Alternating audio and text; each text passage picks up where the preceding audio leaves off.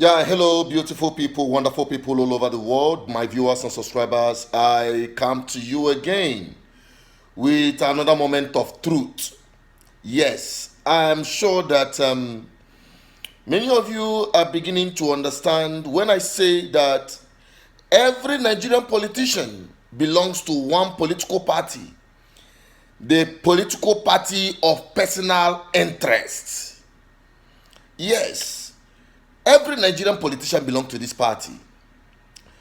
And I want to narrow it down to this clamor for this Igbo presidency. Many people are beginning to, talk more about their desire, their demand for Igbo presidency. I laugh. Since after the defection of Umai to APC, which we all know, including himself, whether he likes it or not, whether he wants to deny himself or deny the truth, the fact remains that they are all trying everything possible to outdo each other to clinch to that carrot called Igbo presidency 2023. What a mirage. I don't want to take too much of your time, but I want to tell you this categorically, that every one of them that come up to tell you that Igbo presidency will do this for Ndi Igbo and the rest of them, foul. They are all seeking for their personal interest. Now, let me tell you this before I move into the nitty-gritty of what I'm going to show you today, because what I will show you on this video, it will shock you. I bet you that. Okay, first, I ask every one of you, including the politicians and their stooges, clamoring for Igbo presidency 2023. Tell me and tell the world what Yoruba presidency of Obasanjo have done for an average Yoruba man today. Tell me what the Jonathan presidency of Niger Delta have done to the average Niger Deltans till today. Now that one will shock you by the time I finish this video.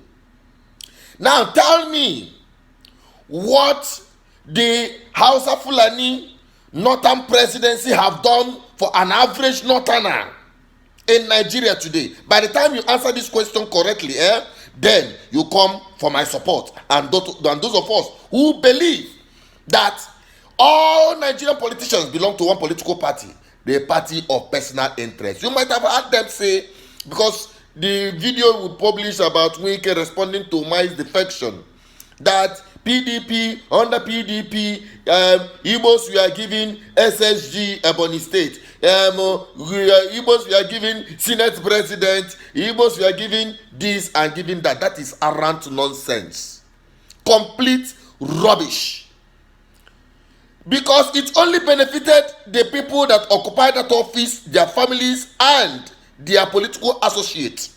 Go to their villages and you see poverty dancing as onto. It does not reflect in any way.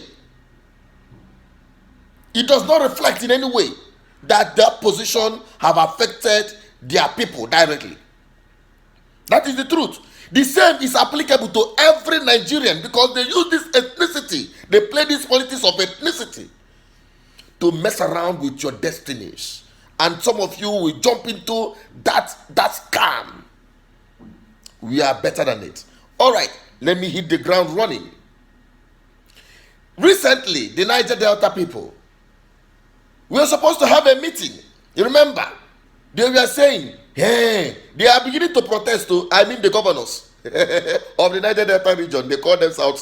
They are protesting that why should it be that Zamfara is keeping their gold, whereas the oil from the Niger Delta region is used to develop the entire Nigeria, even at the detriment of the Niger Delta people. I laughed. I don't say wetin go follow go shock them. They demand a meeting with the presidency, and now make una see how they disgrace them. They disgrace the entire Niger Delta because you want nothing before their eyes. Make una watch, it go shock you. It was a feeling of anger and frustration among the governors and leaders of the South-South region when the Professor Ibrahim Gambari-led federal government delegation failed to show up for a scheduled meeting in Port Harcourt. The meeting, which had been convened at the instance of the federal government, was to discuss security and other issues of neglect suffered by the region. Originally scheduled for 11 a.m., the meeting, however, got delayed due to the quarterly National Security Council meeting at the presidential villa. The program was then reversed to 1 p.m., but the Professor Ibrahim Gambari-led federal government delegation failed to show up. I got a call from the villa. Very unfortunately, and spoke with the Chief of Staff to Mr. President, and he did ask that I should please apologize to the South-South, that they are already there at the airport. He's there at the airport with the ministers, but because of the emergency meeting and the further meeting of Mr. President with the Inspector General of Police and the DG SSS, that it will be difficult for them to come for this meeting without these two persons in their midst. And upon hearing the message from the Delta State Governor and Chairman of the South-South Governors Forum, Dr. Ifeanyi Okowa, the atmosphere became ignited. At least to show, say, when I respect South-South, I'm going to not pick any call from presidency, at least within the next 24 hours. If they take their phone call, he be like, say, when I not sell us out to. This meeting is as important as any other meeting in this Nigeria. If the federal government thinks that they can treat us with this type of disdain, then we also must be able to know that the time has come for us to say enough, really, truly, absolutely, that totally enough is enough. They say the federal government has by its action again shown that it has no regard for the South-South region, despite its enormous contribution to the nation's wealth. So if you held meetings with other people, you had it so well, you did all those sort of things. When it comes to us, you say, they are the middle. Who cancels a meeting when a meeting is supposed to end? I do not think this is good. And I will suggest that we should just pause the whole idea of any meeting or any dialogue. We are going to take a decisive decision to make them believe that we have teeth, little teeth, and we can bite. And with others calling for restraint on the matter, the South-South leaders then resolved that the federal government must tender an unreserved apology before any consideration will be given to another dialogue. We desire, as a region, an unreserved public apology to the region, particularly to our traditional rulers and the leaders in this zone. Dagbo Abiakem, AIT News, Port Harcourt. I know that when I brought in that laugh, that was exactly my response, to that reaction by the Niger Delta people. I love them so much. Wonderful people. Wonderful people. I will say good morning in the evening. You know why? You are just waking up. You are just waking up. And I believe that those clamoring for Igbo presidency will return to this very seat sat on by the Niger Deltas after their brother, Goodluck Jonathan, occupied that seat of power for 6 years. Yet they are crying of neglect. And you think that after 8 years of Igbo presidency, that your plight will be different. Okay, some will say Igbo man is quite different. Wonderful. Permit me to believe you. Only when you tell me how Igbo governors have transformed the lives of average Igbo man in Igbo land. Tell me how their governance have brought in good governance to the people. That is the only time you can, you can make me believe into that scam. No. I'm telling you the blunt truth, whether you like it or not. My own is to tell it to you. Pump and play. I know many of you will not like it. I go to put Sansan for Unagari regarding this 2023 until you prove to us beyond every reasonable doubt that there will be a difference. We have been talking about anti-open grazing bill on this platform, and the governor of Ebonyi State, who happened to be the chairman of Southeast Governors Forum, sat on it. No wonder he is the stooge. We know, we have been suspecting him, but we don't want to come out. Now he has proven beyond every reasonable doubt that he is nothing less than, let me not somebody idea.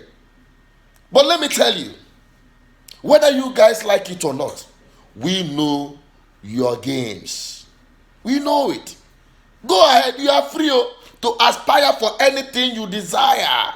It is your right. I'm not saying you shouldn't join APC or PDP to undermine the plight of your people. When Ebonyi State people are being decimated, their farmlands destroyed, Igbo land is overrun,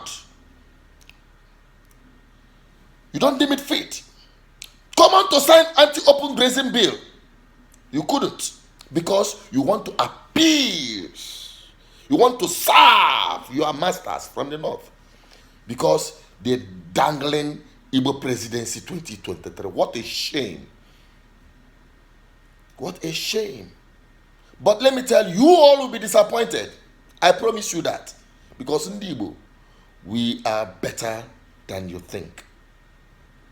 We are waking up. We are waking up. That is all I can tell you. After all your games and all of that, you will still come back on the same spot the Niger Delta people find themselves today. But it is left for you, the people. Nobody will save you except you save yourself. I have spoken a lot. I have spoken a lot. It is time for you to join us.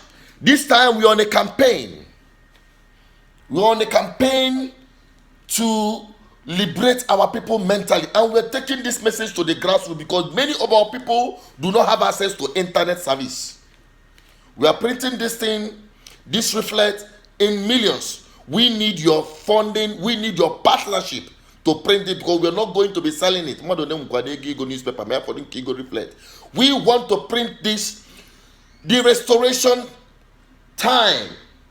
We need to bring it out so that our people will begin to understand what good governance is all about.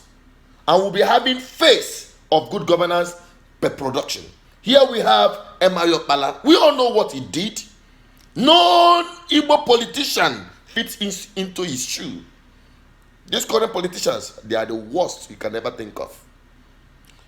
We are here to open up the eyes of our people, and we are here to groom new leadership structure in Igbo land. Join this campaign.